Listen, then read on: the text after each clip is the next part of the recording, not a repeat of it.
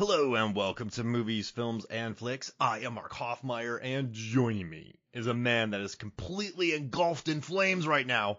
It's Nicholas Rehak. Ah! You went all out for this episode. I had to, man. It was I was watching Hunger Games for the first time, and they have the bit where they put the fuel or some kind of goo on top of her, light her on fire. I'm like, I can do this. Anything she can do, I can do better. You know what I'm saying? Way back in 2015, I did a data article about action movie posters that have fire on it, and it's better if there's more fire. I pulled all the angles, left, right, center, but it's just the more fire, the better. They make more money. They have higher critical averages. You don't want to have an action movie poster with a little bit of fire. You want to have a character completely engulfed in it. So like Backdraft is one of the exactly. most profitable films ever. Exactly. You want to just be complete, like you don't even want to see you on the poster. It should all be fire. You know, even the words are in fire. It's one of those where the images, it's all the same, and if you stare at it long enough, I think I see a boat. It is a movie about whitewater rafting, but it's just all fire. Whitewater rafting summer during a monsoon, and then it's all fire, and you have to stare at it like the guy from Mallrats, and you just look at it. That's why Ladder 49 didn't do that well. A little bit of fire. Yeah, you know, just a little bit. Even the name Ladder 49, it's all right. It's a good number. Ladder 45 would have sold me. 45 is a solid number. Brother. So you're joining me today to talk about movie posters that it just looks horrible. If you are a character in this movie poster, you don't want to be there. You don't want to be anywhere near it. This isn't a rom-com poster where you're back. Actually, I did an article for Rotten Tomatoes where I analyzed all the rom-com posters, and I figured out which ones are best. Like, you never want to have two half bodies. I forgot what the data was. It was over a year ago when I wrote it. It was like that, and there was like people standing back to back, and it was. I really enjoyed that article. I figured out. I really did. But I feel like once I'm done with these articles, my brain's like a bucket of water that's completely full. Mm-hmm. And there's this always new water coming in and stuff leaves. Like, I feel like that all that data just left me. It's the bucket at a water park. Everybody is so excited to see what happens. They just get smashed over the head with this delightful water, and they're like, all right, when's the next one coming? And all of a sudden you hear the bell ding, and it's like, here he goes, he wrote another article. Well, I like that. That's good. You know, people look forward to it. It doesn't, you wait for it. It's not like a torrential bucket on the head. That would be annoying. No. They got that little bitty roof over there, so it's not just deluge and hitting you right in the head like weights. It's more like, ah! And you know it's coming, too. It's not like a bucket of water at home. It's not like a Gatorade shower when you're at a grocery store. Mm-hmm. You just go to open the door real quick, and then bam, bucket falls down. Hank drops it on you. It's just out of nowhere. It's Hank. I was at the Wawa, and Hank just dumped this bucket of water on my head. Oh, gosh. I go to the Gatorade section, I reach in, I go to get my grape, and as soon as I open up the door, there was a bucket propped open by the door. Hoffmeyer data article, dropping soon. Oh, man. But yeah, so can I tell you where the nucleus of this episode came about? Please. All right, so it was 2015, and In the Heart of the Sea comes out. So it's the whaling movie directed by Ron Howard. It has Chris Hemsworth, Cillian Murphy, Tom Holland, Benjamin Walker, a.k.a. Abraham Lincoln Vampire Slayer. Ben Wishaw's in it. Brendan Gleeson's in it. I mean, just a huge cast, a gigantic cast. But I remember seeing the movie poster for it, and there's several, but the one I'm talking about it's In the Heart of the Sea, and it features a guy underwater. I mean, he must be 40 feet underwater, right? Easily. Yeah. And he is just looking into the eye of a whale that is comically large. And, movie posters have always been, over-exaggerated, as we talked about earlier. Tons of fire, you're engulfed in flames and all that. But I remember for the first time in my life, I went, that looks terrible. I would not want to be that human being. Like every Deep Blue Sea has a terrible poster, Shallows, all those movies have comically large creatures. So I was like, you know what? I'm going to do a data article, and I'm going to figure out how big that whale is. So I did the math. I measured the eye, how big it was, and I figured out how big humpback whales' eyes are in comparison to their body. And then I did the math, and so like a regular humpback whale is about 85 foot. The whale in this movie poster was 832 feet. So that's not the size of the whale in the movie. It's not. This is a kaiju that this guy's looking at. And so I just remember staring at this poster and going like, there's no way this person gets out of this. This guy has smaller than a toothpick. He has a spear in his hand, but it might as well be a rubber ducky. Yeah. And it just made me look at this poster and just feel really mortified for this human being. And so one day you and I were chatting and we throw the most random ideas out there for episodes. I'm like, well, what about movie posters where the person's in a terrible situation? You and I basically say yes to everything. So immediately you were like, yeah, let's do it. And so this episode, super on board. This episode's just us talking about movie posters that feature characters in dire straits. And I'll include pictures of all of the movie posters when I write the post and promote it on Instagram and Twitter and all that kind of stuff. So you will see it, or you can just look it up while we're talking. But in the heart of the sea, it is just. You know what's weird about the poster? It's in the on top of each other, like a gigantic heart of the on top of each other, and then sea. So it just looks like heart sea. Yeah, I don't know how I feel about that. That annoys me, much like how if they have three names across the top of the poster and that actor is underneath but in a different position to where it doesn't line up with their name. That truly, truly bothers me. It's just, yeah. So heart sea, but like this poster, Nick, there's no this human being in this is not coming out alive at all. But no, the only thing is that human might be just way too small for this whale. If you're a whale in the water and you see that, you're going, not worth my time. Yeah. It's like a fly. Shoot fly, get out of here. Yeah, you don't just grab the fly and eat it. You're like, just get out of my face. Mm-hmm. One of those. Yeah. And when they just don't breathe in because you might suck it into your mouth. No. Nick's choking on a fly again. That hurts all this krill. Do you have one of those signs at work, like days since Nick choked on a fly? No, we took that down because we ended up putting those little traps, the little tape traps. So now they all stick to the tape, and we've been pretty good about the flies. Good. Now mosquito bites, that's a very different one, and it's not been great lately. They hit me. I'll be out with 4 people and they attack me. I'm Steve Zissou from Life Aquatic. Is it just me? Yeah. It's like, am I just covered in sugar in some way, shape, and form? Is my blood the sweetest? Are they telling me that I have diabetes? Wait, I am covered in sugar. What? I knew I need an apron when making cookies. But yeah. It was gritty for a reason. At least it's those cool, like, organic brown crystals, not the Dixie sugar. Listen, when I cover myself in sugar, I do it pretentiously. I make sure it's pure cane sugar. Like my song would be "Pour some cane sugar on me." None of that cheap stuff. Pour some cane. Yeah, that would be it. Yeah. Ooh. Not store brand either. Like, no. If you pour sugar on me, it's got to be the good stuff. But yeah, this poster. Okay. When you look at it, I just want to get your immediate thought for this. You're not looking at this for the first time, but look at it. What's the first thought that comes to your mind? Yeesh. That's what it is, because he's in there, like you said, they got to be deep. He's got to be a couple 100 feet down in the water. So the pressure alone is collapsing his lungs, right? Yeah. But then I'll give them credit. He does have a couple air bubbles coming out of his mouth, assumedly air bubbles. So I'm like, okay, like he's in there, he's breathing, not for much longer, because I don't know. He clearly doesn't have any gear that's gonna help him breathe down there. It's not like it's set in the way back time, so there's no scuba diving gear. I think he's barefoot. Yeah, there's no flippers. There's no swimming things. This human being is done. Yeah, I don't know how he's not dead already, unless it's a body already floating. Whoa! What if they're dead already? I mean, it could be. And then there's another poster out, too, where the whale is 832 feet again, and it's an overhead shot of the whale.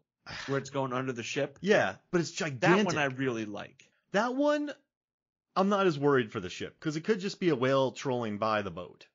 Mm-hmm. And if you're a whaling ship, you're not attacking that whale. No. This isn't the sea beast. You look at that thing, and you just say, next one. That's it. Yeah. Got him next time, fellas. Yeah, I got to stretch. But yeah, this one though, man, this is done. Yeah, I think this dude is just floating there. Yeah, there's no way. Those last couple bubbles are the last remaining breaths that's coming out of his body. So I just had to. So that's a good idea. What do you think?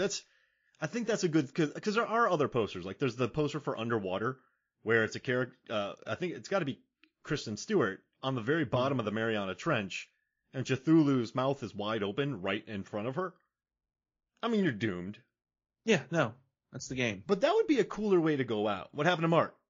Cthulhu, Mariana Trench, ate him. He just came and got him. I told him to stop playing Metallica's Ride the Lightning because of the last track, but he didn't listen. He just kept playing it. So, wait, Mark was on the bottom of the Mariana Trench playing Metallica, and Cthulhu ate him. Yeah, there's footage of it. Like, I'd be proud of going down like that. But if I was in the heart of the sea, how did Mark go down? Oh, he's whaling on a ship. He's a whaler, and a whale ate him. The whale didn't even eat him. The whale just watched him drown. Like, that's depressing. Yeah. Like, that's serves him right. But if Mark got ate by Cthulhu while playing Metallica on the bottom of the Mariana Trench, I'm going to get a stadium in Florida named after me. Easily. And it's not like you were just standing there and he ate you. You probably took a step forward and swung. Nothing's going to happen. But you put that energy out there. You know what I mean? Oh, man, I would love it if while Cthulhu eats me, I sneak by his teeth and I can just cause a little bit of chaos on his digestive tract, on its digestive tract. Like, there's nothing, no harm, but I want a brief moment where Cthulhu goes, ooh, hey, what's he doing in there? Don't feel right. What? What is he doing in there? And then if he swallows the wrong way, it rubs against that one little cut, and he's like, oh, Mark. Let me eat this research facility to wash him down. And I'm like, no! We wash it down with this bucket of flames real quick. Wait, so Mark was swallowed whole by Cthulhu and was causing chaos in his innards, and then he swallowed a bucket full of flames to get rid of Hoffmeyer. Mm-hmm. There would be the Mark Hoffmeyer Dome in St. Pete, Florida, where the Rays play. Yeah, absolutely. So what poster did you pick? My first poster I picked, as soon as you told me, the one that immediately jumped into mind was the Jaws poster. Oh, yeah. Very classic. Big, bright red letters, Jaws. You have a woman swimming, and here comes the shark. She doesn't know what's going on. We see it's happening. And that's enough to get you to go like, oh, I know what the movie's about. Like, there's a huge shark coming, and you and I were talking just before we started recording. I never noticed until just now, really paying attention to the poster. You can see rows of teeth in the shark, especially in the top as it like kind of comes around. I've never noticed the rows of teeth in the shark's mouth before, and that kind of amps up the terror there because it's like we don't know. It's just going to show up and get us. And I think it sets the tone. And if you look at the J in Jaws, the way the J comes up, a little bit of a hook action right there. So you know, okay, they're hunting for this thing. And everybody loves it's essentially a chase film, right? Yeah. And well, it gets there, but, and it's nice. It's like what, 3-4 colors and it gets the job done. This thing's easily going about 45 miles an hour up towards the swimmer. It's going to be complete obliteration. Mm-hmm. Cause this is very lackadaisical swimming, by the way, just letting you know. But I love it, though, because once again, it's a gigantic shark, much bigger than Jaws. The teeth look beautiful. And, you know, all this came across because of the book. And so I found this cool quote. When Oscar Dysel of Bantam saw the jacket, he was unhappy. Without an image, he said, no one would know what Jaws meant. It could have been a book about dentistry. He asked Congdon to put a shark on the jacket. Congdon went to see Gottfried and said, this still wants an illustration. He's advanced a lot of money. I think we should honor his request.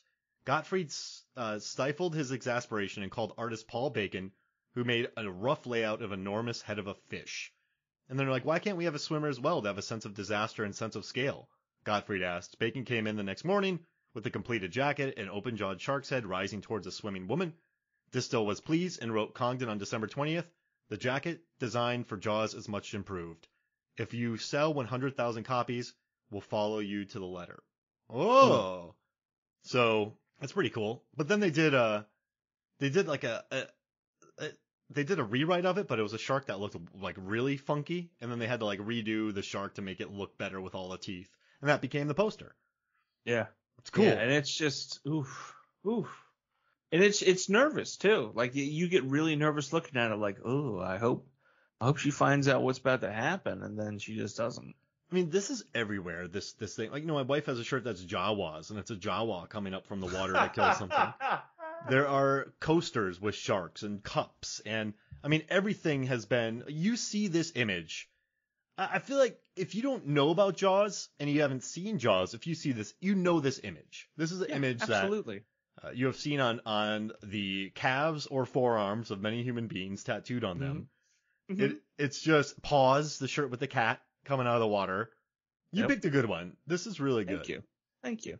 It's a horrifying death. What's this is more horrifying, I would say, than the person in the heart of the sea, because in the heart of the sea, you're just thinking you're in trouble, bud. You don't really have any feelings one way or the other for the guy because he was out whaling. This one's just a swimmer about to get pulverized. And it's funny because I think most of the shark attacks in that film, it all starts with just a little tug, and they're like, what was that? And then bam. And as it's pulling you down, you see the shark, you're screaming, you're drowning. It's like getting stabbed. Oh no, here comes this knife. It's in me. Now it's out of me. Blood's everywhere. I'm panicking versus getting shot where it's like bang, it happens and you're down. Like it's scary. And then even the teeth look like knives. They don't look like the usual like little triangle, like kind of peaky things. It's like, no, these are like knives in his mouth. It's going to be a horror. And even the sequel has a great poster, Jaws 2, with the water skier. I actually have Sperry's that have the poster images on them. I have Jaws Sperry's with them, the Jaws 2. I don't have the Jaws 2. I have the regular ones. Nice. So we both have Jaws Sperry's?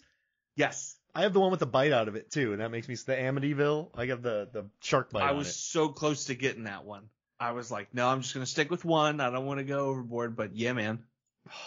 Great minds think alike. Huh? That's right. That. I mean, listen, it's an iconic. I'm glad you picked it because we needed it in this list. If we didn't include it in this list, I feel like people would be mad. And it's so iconic. I mean, this is one of my favorite movies of all time. So had to have it. And I love that they're like, what is this book about? Dentistry? Yeah. What? That's what you think of when you hear Jaws. When I hear Jaws, I think two things: sharks and henchmen. Yeah. That's it. I think Sweet Chin music. Wait, no, that's not it. That's Chin, not Jaws. You know, Shawn Michaels does the kick? Yeah, HBK. Yeah. The Heartbreak Kid. Sweet Chin music. music. He's in the corner, just starts stomping away. It's like, here it comes. He's revving it up. Well, technically your chin's part of your jaw. Mm-hmm. So he could call it Sweet Jaw music. Mm-hmm. And Jaws does have some pretty sweet scores, the soundtrack. Yeah. Oh, soundtrack's great. Who wins in a fight, So great. HBK or Jaws? HBK, like early 90s, or Degeneration X HBK? When he was with Marty Jannetty and he was part of like the Flying Wilburys. No, that's the Traveling Wilburys. He was part of the Flying Dutchman. And the walls came down. All the way to hell. He was part of the Flying Mulberries. No. What was the name of his tag team? The Traveling Roosters. The Tackling Twosome. What? I don't know. The High Flyers. Marty Jannetty, the Rockers. That's very anticlimactic. We're coming up with more you than me. The best names. They were just the Rockers. You think I'm sexy? Oh man. What's Jaws theme music? And it can't be the score. Jaws comes into the ring. Somehow can. It can't be dun dun dun dun. It has to be a song. What's Jaws coming into? It's gotta be Rage Against the Machine, Killing in the Name of. Now they do what they do. And he's just like walking down, swinging his fins around, a la who does that? Conor McGregor. Yeah. Oh, those who die are just. Do they play the end of the song? Does Jaws have a bandana? Because that's the. Ooh. Does Jaws wear plaid? Because no, 90s. I think he's got cut off jean shorts though. That makes sense. Or I guess jorts, or I guess pant. His flipper's hanging out of it. I mean, obviously. And a vest for sure. Oh, it's got to be. It's got to be a seal, like a leather, like seal vest that he made himself, like sea lion. It's a sea lion vest. Sea lion. What's Jaws' finishing move? The barrel roll? I like that. I like that. Or the Nash, Gnash. He's like, he's got him with the Nash. He like takes out the legs in some way, shape, and form, and then they hit the ground, and he puts them in like a hold. Like he holds their leg, almost like a, not like a figure 4 leg lock. Yeah. But something similar to that. The Boston Shark instead of the Boston Crab. Ooh. There's nothing worse than getting put in a successful Boston Crab. They call him the Amityville Horror. Yes. Even though he was on Amity Island. Yeah. The Amity Island Horror. Oh my gosh. That's it. And he comes down to killing in the name of. Yeah. Yeah, he does. Dun.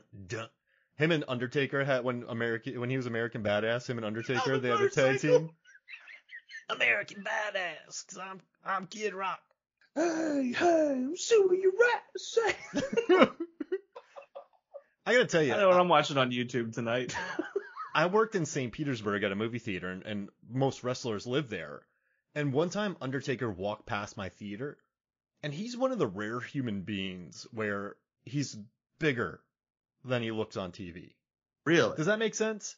Yeah. He walked by, and I went, "That dude's huge." Like, it wasn't like, "Oh, you look bigger on TV." Like, I went, "That's a monster." Taker, more like Tanker. Goodness. His name should have been the Oil Tanker.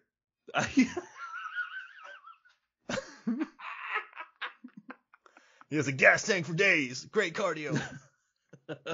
Yeah, but he was huge. And then he had about 30 people walking 30 feet behind him.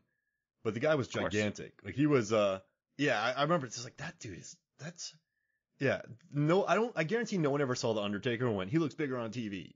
If that makes sense. There's no way. All right, so I love it. So Jaws. So I'm going to jump into my second one. And all right, so I have an aquatic one, but I'm going to jump over to Fright Night 1985. And what I like about this is Peter Mueller did the poster art. And it features a house, a nice suburban house, one single light on, someone looking out the window. But there is a gigantic vampire and werewolf cloud above this home. I feel like if I walked out of my house and I turned down and I saw a vampire werewolf cloud, I would just lay there. Like, that's not. Like... Or I would just keep walking away. Just walk out of the house. Okay. I didn't, just whistling. I just didn't see any. But like, imagine that. Imagine looking outside and just seeing a gigantic, and it's coming towards your home. Mm-hmm. Like, you saw your neighbor doing some funky stuff. Yeah. You saw what you shouldn't have. Mm-hmm. You called the cops. He charmed them. Now it's just you and a gigantic vampire cloud with werewolf clouds accumulating above your house. Oh, that's a good cumulus. And you got reference. A full moon out. You got a couple stars. Like, it's just adding to the eeriness. And again, you get that one little person hanging out. You have some trees. And I think that goes to show like just how alone they are. I mean, it doesn't seem like a lot, the two trees, but you have the trees behind it. Like, you are secluded. You are by yourself. You are lost in a series of just scary clouds. Look at them eyes. Ugh. Just, you look at it and you're thinking, I quit. Yeah. This isn't cool. Mm-hmm. I don't want any of this. Not cool at all. Nope. Get me out of this. It's like that game where you're laying down watching the clouds. You're like, oh, that cloud looks like a fish. Oh, that cloud looks like a car. Oh, this one looks like a terrifying vampire demon with wolves all around it. Like, Bert, are you feeling okay, man? Like, it's not even a Rorschach test. And it's not even just people reading clouds. Like, oh, what do you see? Everybody who looks at that goes, yeah, it's a vampire cloud. And it's over your home. See you later. You know what? That looks like impending death. I have to look at the time. Wow. Huh? You wouldn't even know I was gone. We would just be jazz walking. Aerobics classes right now. What am I doing? You would look behind you, and I'd be legit like 150 yards away running. I would look over, think it's you, but really it's a dust cloud on the formation of your body because you're already half a mile down the road. Oh, man. So, Mark, I was, oh, no. There's a hole in the fence with my outline. several fences. He's like, man, he is really. He wants away from this nailing this. vampire cloud. But I don't know. It just looks horrifying. Yeah. You come home, right? You had a great night. You're out at your local Applebee's. Mm-hmm. You rocked it all night. You crushed some ribs. You crushed some brews. You crushed some margaritas. And some appletinis. Some appletinis. When in Rome. You had some steak. You had those chicken things. You made a night of it. You really had a good time. I was high on the hog. Yeah. You led like a round of slap around the table. I don't even know what that is. You're just slapping the table, and everyone else starts slapping the table. Everyone at the bar is just slapping their hands on the bar, and you started it. I'm for it. I don't even know what this game is. I'm in that world right now. You just boof, boof, boof. And then you did a drinking game out of it. Yeah. And like the bartenders, like it was so classy that the bartenders didn't even get mad. Like it's like these people are having a good time. You know what? He's right. He didn't say anything. Shut up. He's right. Yeah. You come home. You had a great night. You step outside. You have your bag. You had some extra ribs hanging around. You know you you got to go Coke. You know just in case. Yeah. I mean, you need it. Yeah, but then you drank it, then you poured the rest of your beer in there to be sneaky. You know, it's an old Nick move. It's the Nick Rehak move. Hey, man, we got to cover the sadness some way, right?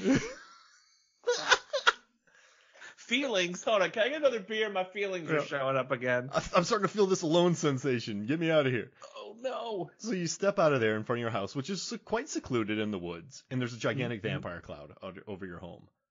What's your first thought?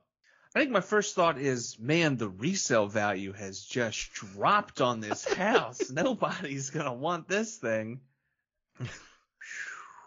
That's like anytime I see a spider, like even if it's outside of the house, if it's within 10 feet of the house and I see a spider, I'm like, well, I guess I got to burn the house down and collect the insurance money and move elsewhere because I can't handle this anymore. And then the Fright Night have the two teeth in it, which the fright frames the night beautifully.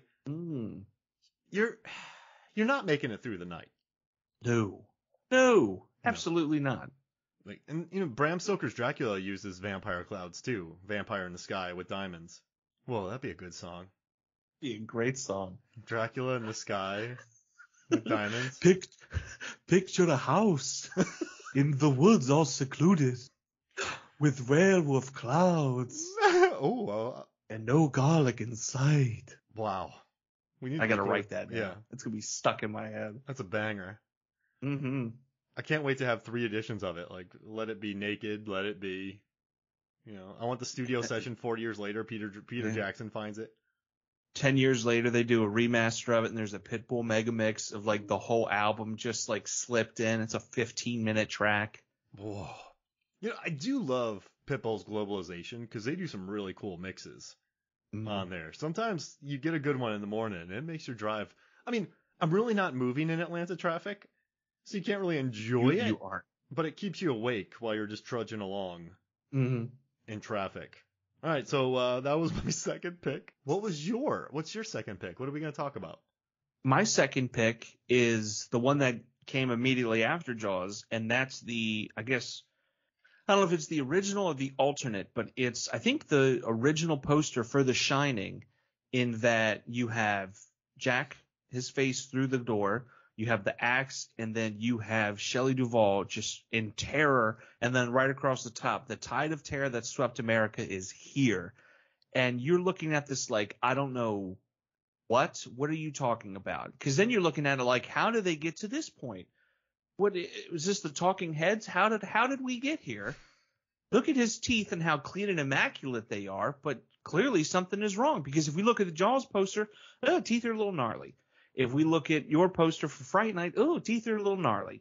But he's got some clean teeth. So what is happening? She's got a knife in her hand. She's screaming. I mean, her face literally looks like, I think it's called The Scream, right? That famous painting with the hands on the face and it's all like wavy and stuff and screams and terrifying. Like, yeah. And it tells you right up top, the tide of terror that swept America is here. And then you're like, what terror? What did I miss? Now you want to watch it. I like that. We've talked about Jaws. We've talked about In the Hard to See. And now this has a tide of terror. Huh? Look at us. Look at that. It's coming to you. It's like your last two posters both had Tom Holland in it. 2 different Tom Hollands. Oh, man. How did I miss that? Yeah. So I'm making waves, huh? Oh. You got Tom Holland going. Yeah, I mean, listen, these are all-timer posters. I mean, I know they sort of went towards mostly Jack's face coming through the door. Like, I think that's the Blu-ray that I have.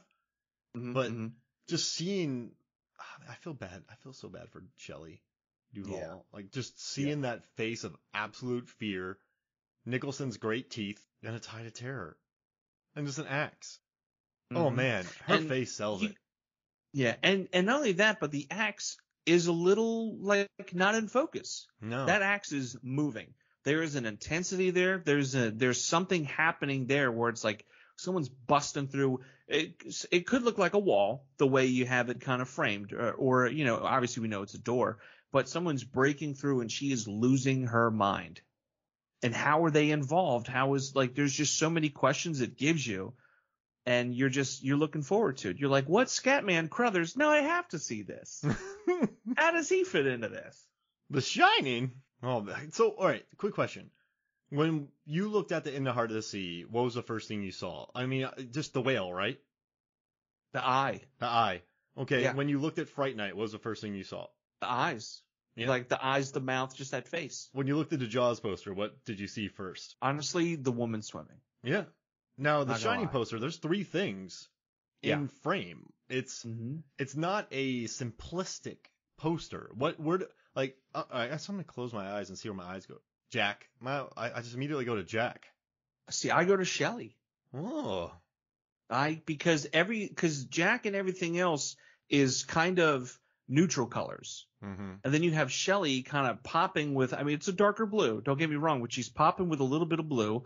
Her face is a little paler, and then there's just that knife. It's just the combination of the pale, the blue, and I guess the silver from the knife. It's like, oh, wait a second. And then we take a step back. Why is she scared? Oh, there's an axe. Oh, there's Jack Nicholson with his perfect teeth coming through. I would want to be nowhere near this because she doesn't look just surprised. This looks like a person that's been surprised, like scared for about 40 years. Yeah. And then you have Jack, who's clearly gone nuts. You have an axe. Mm-hmm. You know, if I was a bystander just checking into this motel and I saw that, I'd turn around. I'd be like, hey, where's that vampire cloud? I'm going over there. Mm-hmm. I'm checking into this. Get me over there. Yeah. And I'm so glad that they didn't do shin and then below it ing, like In the Heart of the Sea. It's like, what's shinning? The shinning? Huh?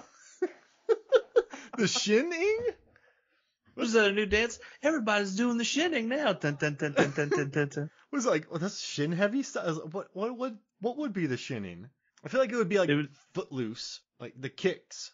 It would be like Eileen's It'd be like kicks. a borderline, like stanky leg kind of thing. You're just kind of sticking it out and shaking that shin. A lot of shin work.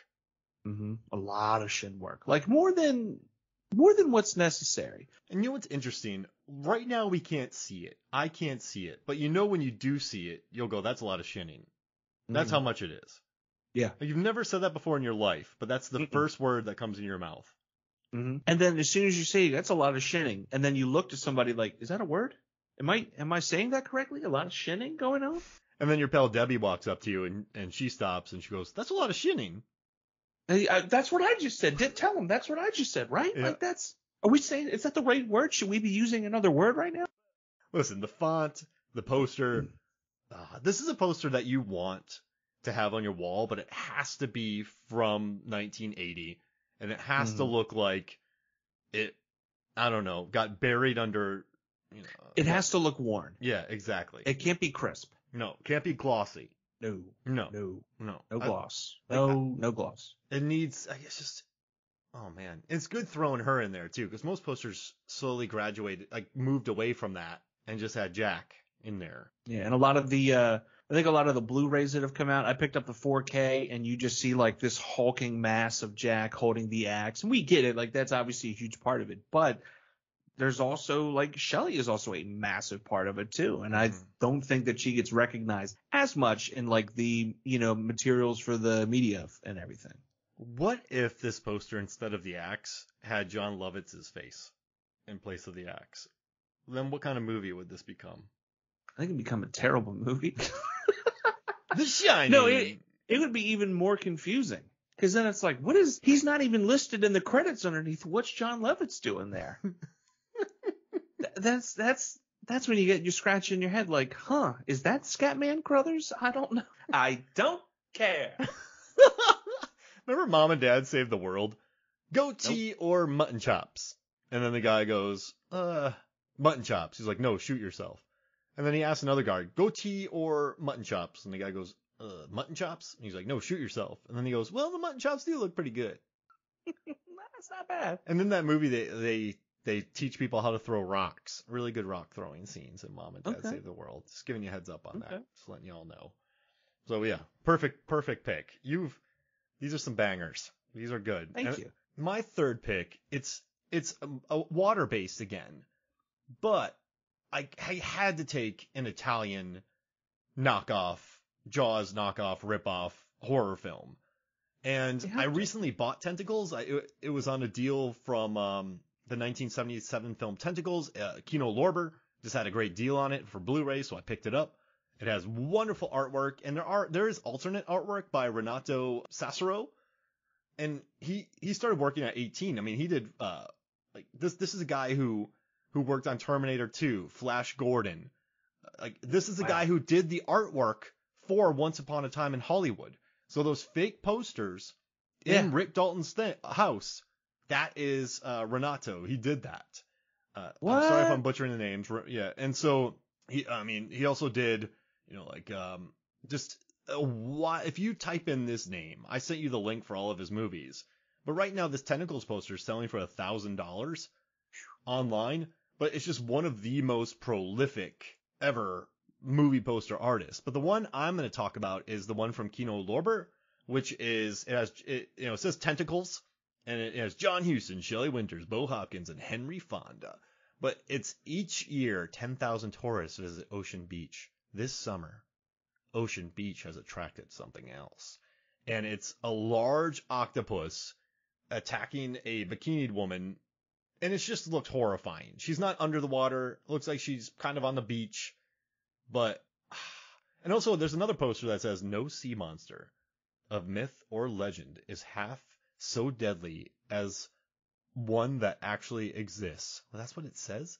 No sea monster of myth or legend is half so deadly as one that actually exists. That's one of the old school posters. But there's so many different there's a French movie poster of tentacles where the names and faces are below. Then there's a gigantic kaiju. I mean, there are just posters everywhere.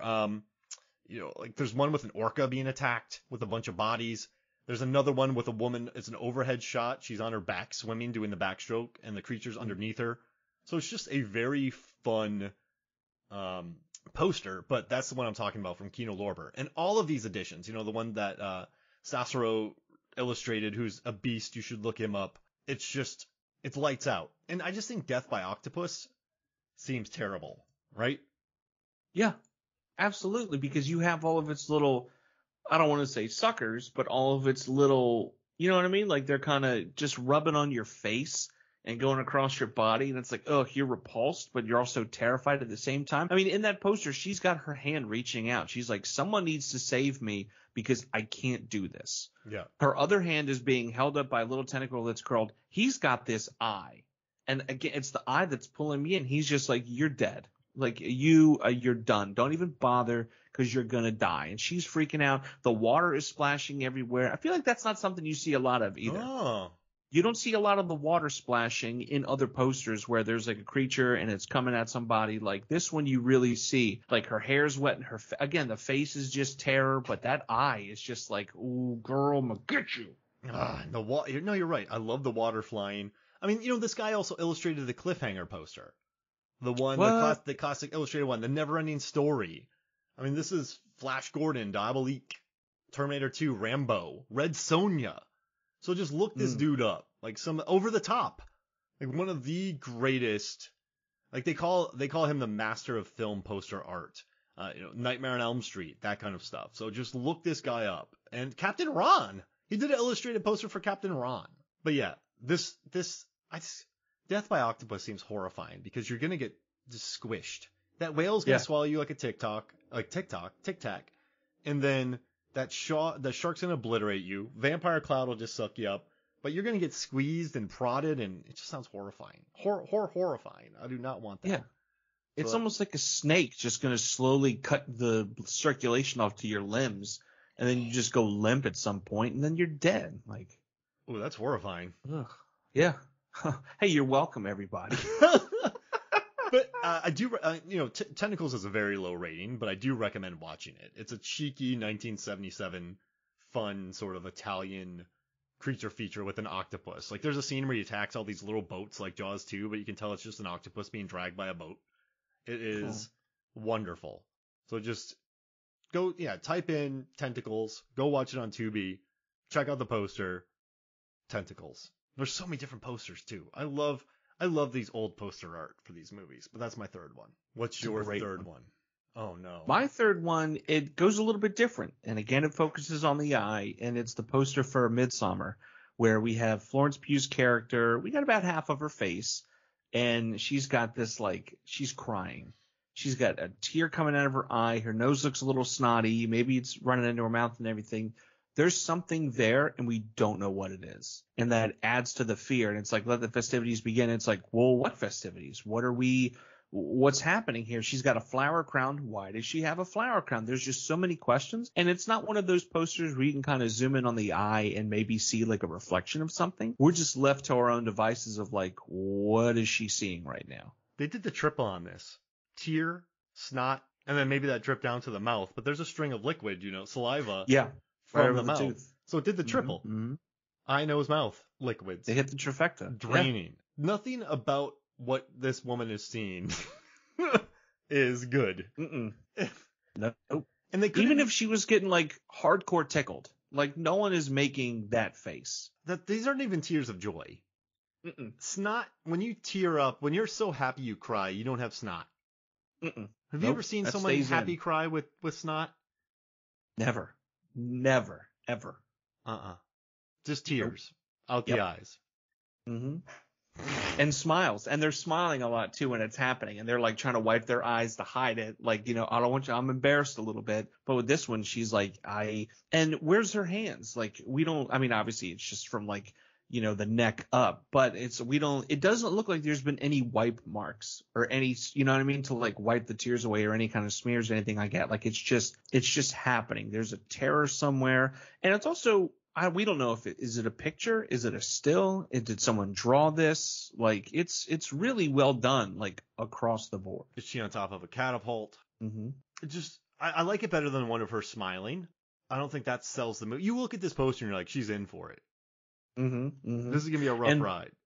And it also throws on top of it how it's like, from Ari Aster, excuse me, the director of Hereditary. And if you are aware of Hereditary, you're like, okay, I know what's coming. Like this is going to be like a little something else. And you have other ones where Florence Pugh's character is being led by a male character towards like a maypole. And you're like, okay, that's kind of like interesting. But to see just like that, the face and the half face is like, oof. Just the cheeky let the festivities begin. Yeah. I don't think I've ever seen a poster do the triple before, and this poster does the triple. Yeah. Eye, nose, mouth. Yeah. And it doesn't really – and usually it focuses on just like one thing and not multiple things. I keep staring at it, and I should be talking because that's what you do during recordings. It's a little polarizing. Florence Pugh is a beast. She really is. She's a beast. Just fighting with my family. She turns it. Yeah, it's so good. But I love it. I love you looked outside the box. You know me and my creature features. Hey, but how about this? I also looked on. I asked on Twitter for some posters, and I got a ton of funny ones. So the Last Action Heroes podcast, they have the creature walks among us, but there's a creature who's taller than the Golden Gate Bridge, way taller. His legs, Omar, are like he's straddling the Golden Gate Bridge, holding a human over his head who is also a presumed giant. And it says the creature walks among us, all new underwater thrills. So I love that they mentioned that too. They're like underwater thrills. But yeah, that's like other old ones. But yeah, you have two, like are kaijus fighting? And then they put Barbarella, Queen of the Galaxy, and then they put it insert like she's just surrounded by creatures. She's in trouble. And then 300 unknown peril. So like Life Force, there's naked body strapped to a what? Life Force, there's naked body strapped to like a spaceship? They're capsules. Have you ever seen Life Force? Yeah. Oh yeah. But like I'm just trying to figure out Oh, in this context, yeah, I mean, it looks like missiles of some sort, but Because- and especially the way it's being fired out and you have the red around it. Because they were inside pods when they found them. And Right, this like one's little glass coffins. Yeah, this one's strapped outside of a rocket, which I kind of love. And then 300, where they're just dumping people off a cliff, which I kind of like. And then also he put E.T., Peril disguised as fairy tale. They said no child should be that high on a BMX. I feel like in the That's 80s true. that was safe, but nowadays, nah. Oof, no. And then I love Hard Candy. You have Elliot Page standing on the gigantic trap that I guess P-Dub is about to step on. What a movie. So you got to watch out for P-Dub. And then Jason Rainey also gave us a bunch of fun comments. So he included, let's see, Them, which you got to include gigantic ants. He also had, let's see, The Valley of, I don't even know the name of that movie. Them, Godzilla vs. King Ghidorah. You would love that. Ghidorah. And then you have Matinee with the theaters blowing up, which I kind of love. But then I also think it's funny that he included Ernest Goes to Jail. Because he's sort of stuck in the ground. Oh, no, he's dug a hole and he's trying to escape with a spoon.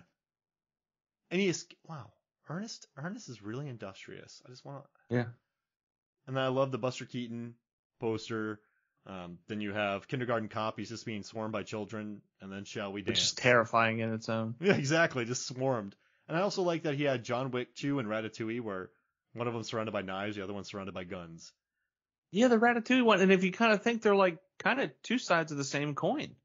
Yeah. You know what I mean? John Wick's, he's got a circle of guns. Ratatouille, Remy's got a circle of cutting utensils. They're in trouble. And the Krampus one that he included reminds me a lot of Fright Night, where there's a snow globe and an evil Santa. Endless, which is an amazing movie. There's a giant vortex. Whoa. And The Mouth of Madness looks like people are being sucked into a book, which is very Page Master-esque, which would still be terrible. Good pull. Yeah, gotta drop Page Master. And then Prince of Darkness looks like someone's being sucked into a church. Yeesh. With a bug in its mouth. Oh, yeah. Before man walked the earth, it slept for centuries. It is evil. It is real. It is awakening. Oh, no. Is Tom Holland in this one? Oh, man.